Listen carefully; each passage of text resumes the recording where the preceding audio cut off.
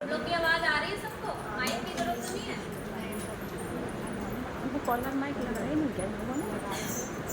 लगाए collar mic? हाँ तो मैंने अरेंज करवा दिया। कल रात मुझे भगवान नील माधव के दिव्य स्वप्न की अनुभूति हुई। उनके आदेशानुसार हमें भगवान नील माधव का एक दिव्य मंदिर पुरी में बनवाना होगा। पुरोहित जी, ये कैसे संभव है? ये तो अति उचित विचार है महाराज। इसके लिए हमें एक दिव्य काष्ठ की आवश्यकता होगी, जिसे दारु ब्रह्म कहते हैं। दिव्य काष्ठ? ये हमें कहाँ से प्राप्त होगा? नील माधव की कृपा से समुद्र से ही प्राप्त होगा। इसके लिए हम सबको समुद्र तट पर जाना होगा। उचित है, तो हम लोग तुरंत ही समुद्र तट की ओर प्रस्थान करते हैं। जी महाराज। आइए।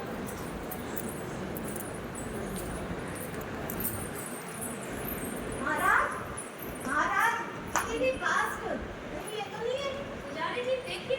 जी बिल्कुल सत्य, यही दिव्य काष्ठ है महाराज। बोलिए भगवान नील माधव की जय। इसे तुरंत ही लेकर चलिए।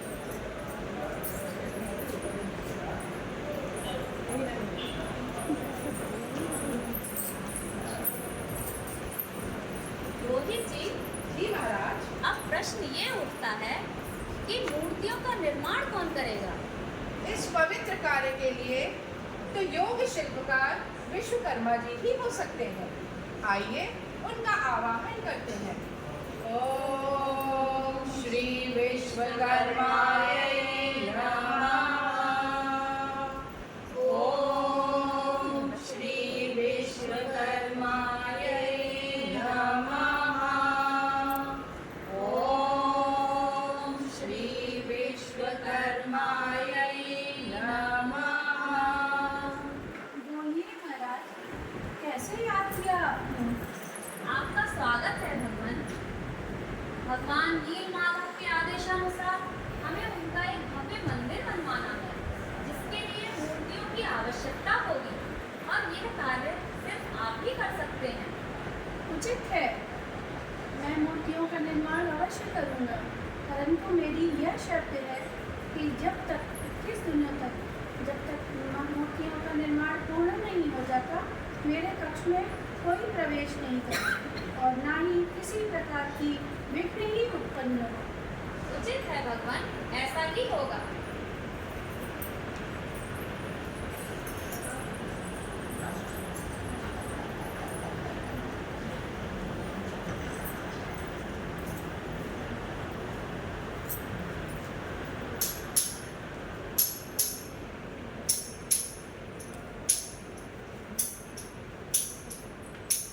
पंद्रह दिन का समय व्यतीत हो गया है। अब तक तो मूर्तियों का निर्माण हो गया होगा, पर क्या करूं? विश्वकर्मा जी ने तो मना किया था कि उनको किसी भी प्रकार का विघ्न नहीं चाहिए, पर इतने दिनों तक बिना खाए पिए वो कार्य कर रहे हैं। कहीं ऐसा ना हो वो बीमार पड़ गए हों। क्या करना चाहिए मुझे? ऐसा करता हूँ, छुप कर देख लेता हूँ।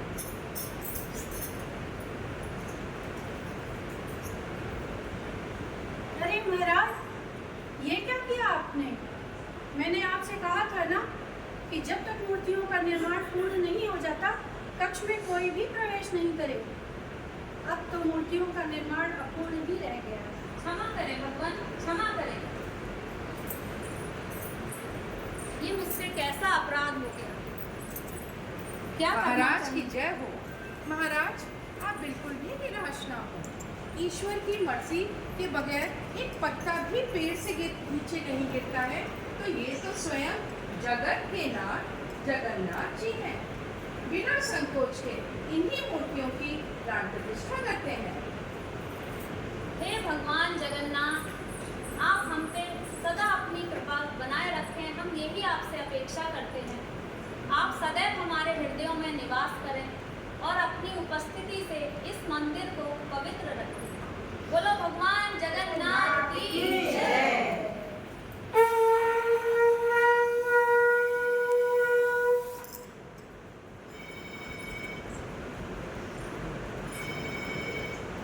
राजन, तुम्हारी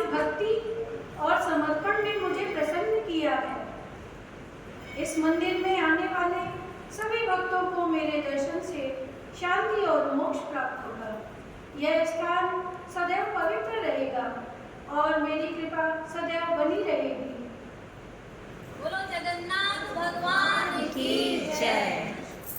भगवान जगन्नाथ जी का आशीर्वाद से हम सबका जीवन धन्य हो गया, क्योंकि इस मंदिर और मूर्तियों के रूप में सदैव वो हम पर अपनी कृपा बरसाते रहेंगे और अपनी उपस्थिति का आभास कराते रहेंगे। बोलो जय जय श्री जगन्नाथ।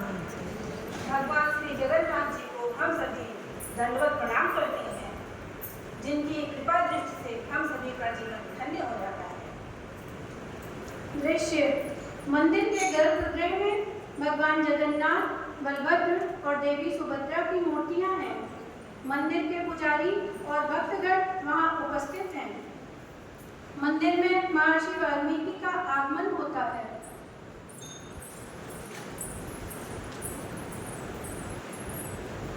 ये किसका मंदिर है?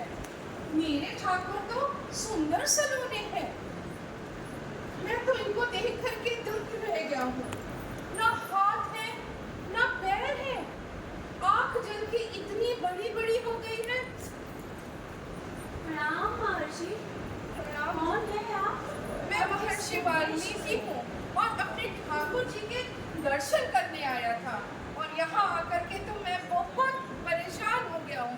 ऐसी विकृत अवस्था मेरे ठाकुर की, मैं यहाँ एक पल नहीं रह सकता।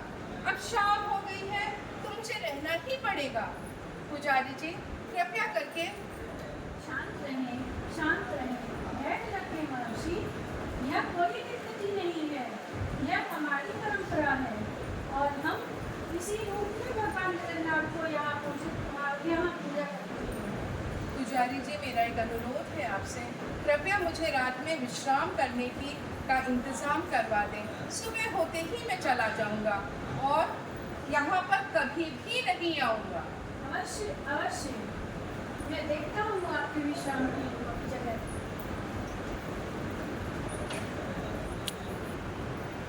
आइए महर्षि, आइए आइए। आप यहाँ आज रात यहीं विश्राम कीजिए। धन्यवाद। प्रणाम महर्षि। ओम राम रामेति रामेति रमे रामे मनोरमे सहस्रनाम तततुल्यम राम नाम वरानने। हे मेरे राम, आप मुझे क्या क्या दिन दिखाएंगे? अब बस रात्रि में किसी तरीके से मैं सो करके बिता दूँगा। वाल्मीकि राघवेंद्र सरकार, वाल्मीकि राघवेंद्र सरकार, क्या मैं स्वप्न देख रहा हूँ? प्रणाम सरकार। भगवान, आपने मुझे किस विकृत अवस्था के दर्शन कराए हैं? ऐसा आपने क्यों किया भगवान? वाल्मीकि, ये सब तुम्हारी ही वजह से है। तुमने ही तो मानस में चौपाई लिखी थी, बिनु पग चले सुने बिनु काना, कर बिनु करम करे विविध नाना। अर्थात भगवान की महिमा अनंत है।